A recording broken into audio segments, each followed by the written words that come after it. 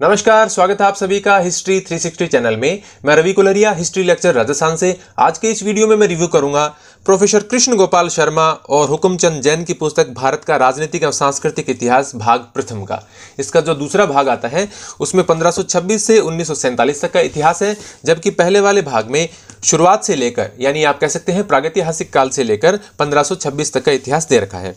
ये आप जानते हैं, इस प्रकार की पुस्तकें राजस्थान हिंदी ग्रंथ अकादमी की ओर से आती हैं और मानव संसाधन विकास मंत्रालय भारत सरकार की ओर से आने वाली इन पुस्तकों में प्रमाणिक पुस्तकें मानी जाती हैं। उनके फैक्ट्स ज़्यादातर सही माने जाते हैं। तो ये पुस्तकें काफ़ी अच्छी आती हैं और न सिर्फ राजस्थान में बल्कि बाकी जो हिंदी भाषी राज्य हैं वहाँ पर भी इस प्रकार की पुस्तकों को पसंद किया जाता है। तो ये डॉक्टर हुकुमचंद जैन वही हैं जो Jain and Mathur world history वाली बुक आती है, उसके जो लेखक हैं उन्होंने इस पुस्तक को लिखा है और इनके साथ में है कृष्ण गोपाल शर्मा। इस पुस्तक के मैं प्राइस की बात करूं तो 265 रुपीज़ लिख रखा है। ऑनलाइन में इसका लिंक दे दूंगा आपको अमेजोन का, लेकिन ऑफलाइन खरीदेंगे तो शायद आपको सस्ती पड़े, क्योंकि ऑनलाइन में आपको फिर डिलीवरी चार्जेस अलग लगकर लगभग 350 रुपये की ये बुक मिलती है। अब इसमें पेजेस की बात करूं तो 600 से ज़्यादा पेज हैं, लगभग 615 पेज की किताब है। चित्र वगैरह नहीं है, उनकी ज़्यादा आवश्यकता तो नहीं होती, लेकिन मैप्स वगैरह काफ़ी दिए गए हैं और जो कि बहुत महत्वपूर्ण है। अब इस पुस्तक में खास बात क्या है कि जैसे पुस्तकें आप पढ़ते हैं प्राचीन काल की अलग, मध्यकाल की अलग और आधुनिक काल की अलग, ये दो पुस्तकों की सीरीज है जिसमें आपको प्राचीन काल के साथ मध्यकाल में सल्तनत काल तक का इतिहास इसमें दिया गया है, जबकि दूसरी पुस्तक में मुगल काल से लेकर और आपको भारत की आज़ादी तक का इतिहास दिया गया है। इस पुस्तक की मैं आपको विषय सूची दिखाऊं कि कौन कौन से टॉपिक्स इसमें दिए गए हैं, तो यहाँ से इसकी अनुक्रमणिका शुरू होती है। सबसे पहले देखिए, भौगोलिक कारकों का प्रभाव दे रखा है, फिर वास्तविक पाठ शुरू होते हैं। प्राचीन भारत की जानकारी के स्रोत, भारत में प्रागैतिहासिक संस्कृतियां, भारतीय एकता के आधारभूत सिद्धांत, सिंधु सरस्वती सभ्यता, ताम्रपाषाण कृषि संस्कृतियां, वैदिक सभ्यता, और उसके बाद में महाकाव्यकालीन सभ्यता एवं संस्कृति, महाजनपद काल, 6ठी शताब्दी ईस्वी पूर्व की धार्मिक क्रांति जिसमें जैन धर्म और बौद्ध धर्म दिए गए हैं, पश्चिमी जगत से भारत का संपर्क और सिकंदर का आक्रमण, मगध साम्राज्य का उत्कर्ष। तो इस प्रकार के टॉपिक दिए गए हैं, आप सभी इसमें देख सकते हैं। मैं आपको क्लोज से दिखा दूंगा, आप सभी टॉपिक्स पढ़ लीजिए और इनके जो सब टॉपिक्स दे रखे हैं वो भी आप देख सकते हैं कि इनमें क्या क्या विवरण दिया गया है। विस्तार से दे रखी है विषय सूची, तो समझने में आसानी होती है कि कौन से टॉपिक्स इसमें दिए गए हैं। काफ़ी लंबी विषय सूची है, तो आप अपने एग्जाम के हिसाब से टॉपिक देख लीजिए। फिर मैं बताऊंगा कि ये बुक कैसी है। काफ़ी दिनों से रिक्वेस्ट आ रही थी, वैसे ये बुक मेरे पास 20-25 दिन से पड़ी थी, लेकिन मेरे को समय नहीं मिला पढ़ने के लिए। और लास्ट में ये टॉपिक्स हैं। अब इस पुस्तक में यदि आप इनको कंपेयर करने लग जाएंगे केसी श्रीवास्तव की प्राचीन भारत से, तो निश्चित रूप से आपको कम कंटेंट मिलेगा, क्योंकि केसी श्रीवास्तव प्राचीन भारत की बुक आती है और इससे भी काफ़ी बड़ी पुस्तक है वो, और इसमें आधा मध्यकाल भी शामिल किया गया है। तो ऐसी बुक से आपको कंपेयर नहीं कर सकते आप। न इसको आप पप्पू सिंह प्रजापत की बुक से कंपेयर कर सकते हैं प्राचीन भारत की, क्योंकि उसमें जितने फैक्ट हैं उतने तो फैक्ट किसी अन्य बुक में मिलते भी नहीं हैं। मैं आपको यहाँ पर भौगोलिक कारकों का प्रभाव दे रखा है। फिर पहला चैप्टर दिखा देता हूँ, प्राचीन भारत की जानकारी के स्रोत। ये देखिए, काफ़ी अच्छे तरीके से समझाने का प्रयास किया गया है जानकारी को। ये महत्वपूर्ण अभिलेख दे रखे हैं, बहुत अच्छी जानकारी दे रखी है इसमें। और इसमें मैंने टॉपिक्स पढ़े, तो मैं आपको बता दूंगा किन एग्जाम्स के लिए इंपॉर्टेंट है। पहले मैं आपको कुछ टॉपिक्स दिखा देता हूं, जैसे यहाँ पर सिक्कों अभिलेखों के बारे में दिया गया है। फिर सेकंड चैप्टर, अच्छा, और इसमें देख लीजिए आप, प्राचीन भारत की जानकारी के स्रोत में बहुत सारी चीज़ें दे रखी हैं, 17 पेज में जानकारी है। उसके बाद में प्रागैतिहासिक संस्कृतियाँ, ये पाषाण काल का यहाँ पर दे रखा है विवरण।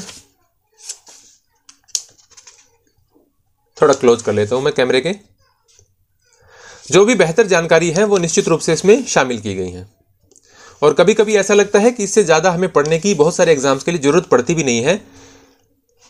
तो एक एग्जाम की मैं बात करूंगा खास तौर से RAS की, या जो बिहार में या हरियाणा में, उत्तर प्रदेश में जो स्टेट सिविल सर्विसेज के एग्जाम हैं, उनके मेंस के एग्जाम के लिए आप निश्चित रूप से इस पुस्तक को पढ़ सकते हैं। प्री के लिए भी पढ़ सकते हैं और आपका काम चल जाएगा, निश्चित रूप से चल जाएगा। लेकिन यदि आप बात करें नेट JRF के लिए या असिस्टेंट प्रोफेसर के एग्जाम के लिए या PGT के लिए भी, मैं कहूँगा PGT के लिए भी ठीक है कुल मिलाकर ये, लेकिन उन एग्जाम्स के लिए आपको ज़्यादा फैक्ट्स याद करने पड़ते हैं, तो उनके लिए मैं अन्य बुक्स आपको बताता ही रहता हूँ। और प्राचीन भारत के इतिहास के जो अलग से मैं अभी एक वीडियो लेकर आऊँगा आज ही, उसमें आपको पता चल जाएगा कि किन एग्जाम्स के लिए आपको कौन सी बुक पढ़नी चाहिए।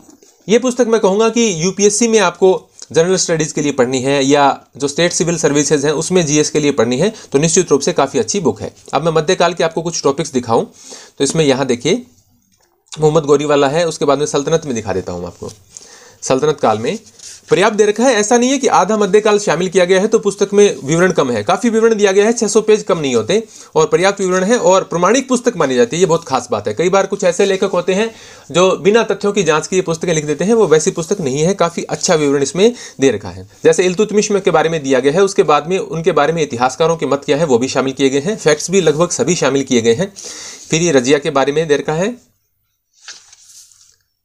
बलबन कुछ टॉपिक्स में दिखा देता हूं ताकि आपको बुक खरीदे बिना ही आपको पता चल जाए कि ये आपके लिए है या नहीं है। मेरी राय में पुस्तक बहुत अच्छी है, इसमें आपको कोई किंतु परंतु नहीं है, कोई सोचने वाली बात नहीं है। लेकिन आपको देखना यह है कि आपको किस एग्जाम की तैयारी कर रहे हैं। यदि आप सिविल सर्विसेज के जीएस पार्ट के लिए देखना चाहते हैं तो बहुत अच्छी बुक है, कहीं कोई किंतु परंतु नहीं है, समझ में भी आती है, फैक्ट्स भी दिए गए हैं, सारी बातें हैं, मैप्स वगैरह भी दिए गए हैं, तो निश्चित रूप से आप उन एग्जाम्स के लिए खरीद सकते हैं। और ऐसे मैं बहुत सारी पुस्तकों के रिव्यू करता रहता हूं, तो आपको कंफ्यूज नहीं होना है। वो जो मैं सीरीज लेकर आता हूं एग्जाम वाइज, या मैं सीरीज लेकर आता हूं कि प्राचीन भारत की पुस्तकों में बेस्ट पुस्तकें छांटता हूं या आधुनिक भारत में या मध्यकालीन भारत में, तो उससे आप देख सकते हैं, उन वीडियो को देखेंगे तो आपको क्लियर हो जाएगा। तो मेरी राय में एक अच्छी पुस्तक है, 600 पेज की ये किताब, लगभग ऑफलाइन आपको 250 रुपये में मिल जाएगी, ऑनलाइन लगभग 250-300 रुपए में मिल जाएगी। तो अच्छी पुस्तक है यदि आप स्टेट सिविल सर्विसेज की तैयारी कर रहे हैं और आप टीजीटी वगैरह की तैयारी कर रहे हैं, सेकंड ग्रेड की तैयारी कर रहे हैं, तो उसके लिए भी अच्छी पुस्तक है। लेकिन यदि आप पीजीटी से ही शुरुआत कर देते हैं और असिस्टेंट प्रोफेसर, नेट जेआरएफ जैसे एग्जाम हैं, उनके लिए आपको थोड़ा सा ज़्यादा पढ़ने की आवश्यकता होती है, तो और ज़्यादा फैक्चुअल बुक्स हैं जिसमें से ज़्यादा पार्ट कवर हो जाता है, वो पुस्तकें आपको पढ़नी चाहिए और हर काल की जो अलग पुस्तकें आती हैं वो ज़्यादा बेहतर रहेंगी आपके। तो ये था मेरा रिव्यू प्रोफेसर कृष्ण गोपाल शर्मा और हुकुमचंद जैन की पुस्तक भारत का राजनीतिक और सांस्कृतिक इतिहास भाग प्रथम का। मेरी राय में एक अच्छी पुस्तक है और किन एग्जाम्स के लिए इंपॉर्टेंट है ये मैं आपको बता चुका हूं और इसका अगला पार्ट है वो मैं कुछ ही देर में अपलोड कर दूंगा। धन्यवाद।